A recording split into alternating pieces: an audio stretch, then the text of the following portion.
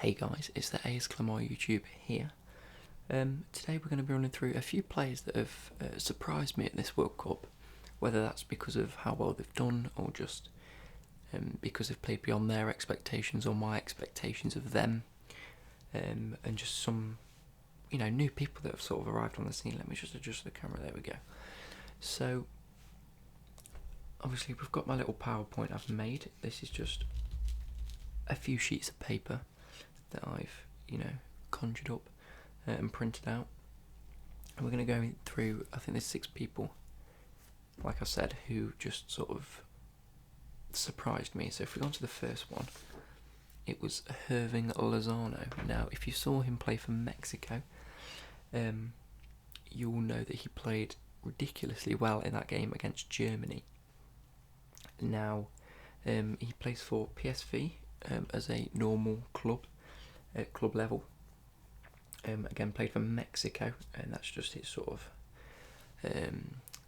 face shot, whatever you call them. What do you call them? Sort of like mug shot, if it were. So on the left, I've just written down a few things about the player. So he plays for PSV in Mexico. Obviously, his full name is Hirvine Lozano. He's a winger, and his main attributes are that he's fast and very agile, which means he's able to skip past players, run past players, assist people.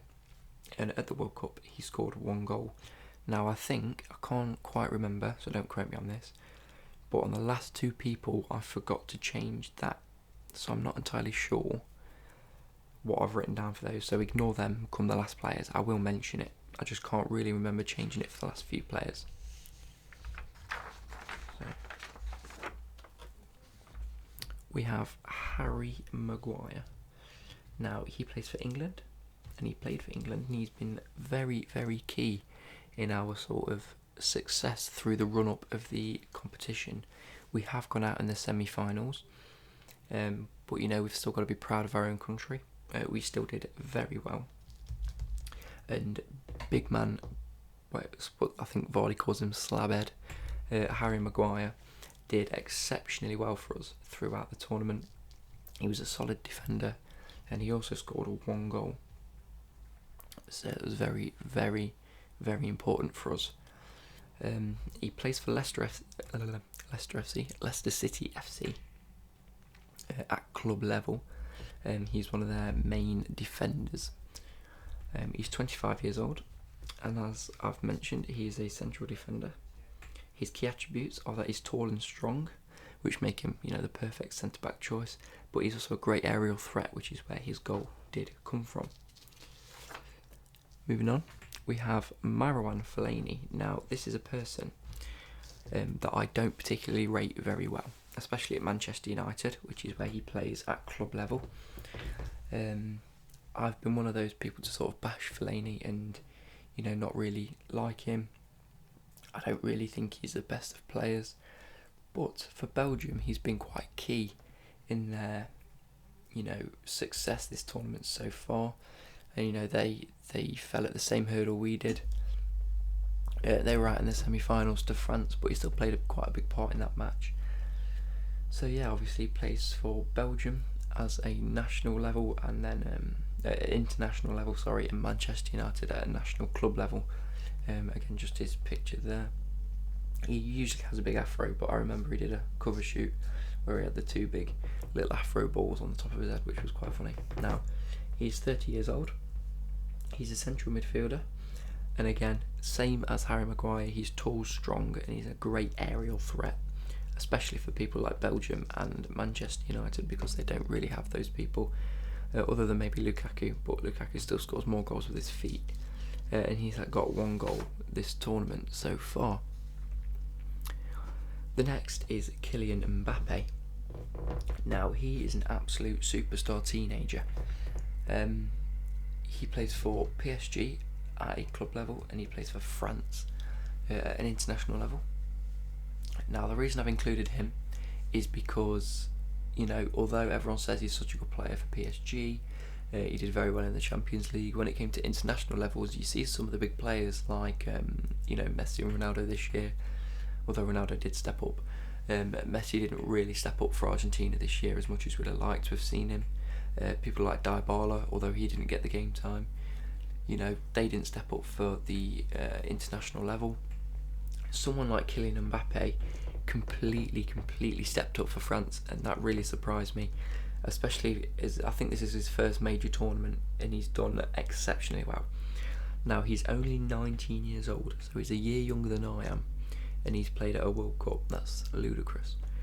He's a forward, so he can either play striker or sometimes as a winger, depending on where I think the manager's Deschamps, something like that, depending on where he wants to play him.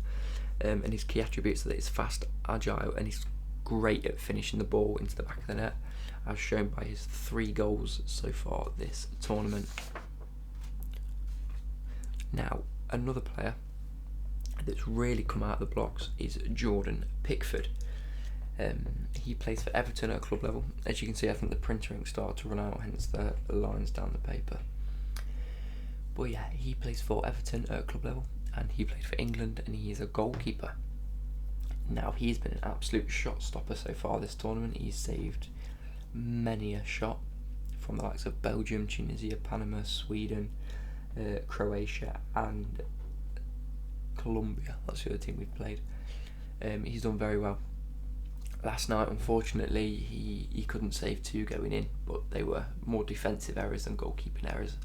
But he's been played exceptionally. I think it was against Sweden where that guy took like a random potluck shot from about 30 yards out and it was going in, and Pickford made an outrageous save to save it. Anyway, he is tall. He's not the tallest goalkeeper, so I'm not sure why I've included that. I don't think he's super tall, but then again, he's still taller than most people. So he's tall, he's a great shot stopper, and he's got great reflexes. Like I've said, he's able to stop the shots from going in, and yeah, he's got great reflex ability. Now, the last person I've included on the list is someone that I don't really know too much about, so I sort of had to Google him a little bit. But this is Denis Cheryshev. Cheryshev? I think it's Cheryshev. Anyway, I don't know why I said Cheryshev. So Denis Cheryshev. He plays for Villarreal at club level, who play in the Spanish La Liga.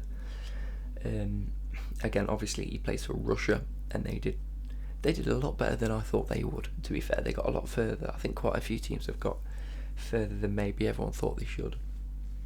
But he is a left winger, especially for Russia. I'm not entirely sure if he still plays left wing at Villarreal, but I would assume so if Russia have decided to play him left midfield. Just a few key attributes is that he's fast, he's got powerful shots, really ridiculously powerful shots, I must say. Some of the goals that he scored have been amazing, and he's very strong on the ball. He's good at holding the ball up even as a winger, then obviously bombing down the wing and just power driving it into the bottom corner or the top corner for that. So yeah, he's very strong on the ball, and so far throughout the tournament he scored 4 goals. Obviously I don't think there's a chance for him to score anymore, so 4 goals will be where that's at. Now, he's been very well for someone that I didn't really know too much about, and playing for Russia. I expected, I could have included the likes of, I think it's Jagoev. I think he's been linked with Chelsea as well, because he's been running ridiculous amounts throughout the pitch, and a few of their other players. But this guy really came out of the blocks as a left midfielder for Russia, and he did very, very well.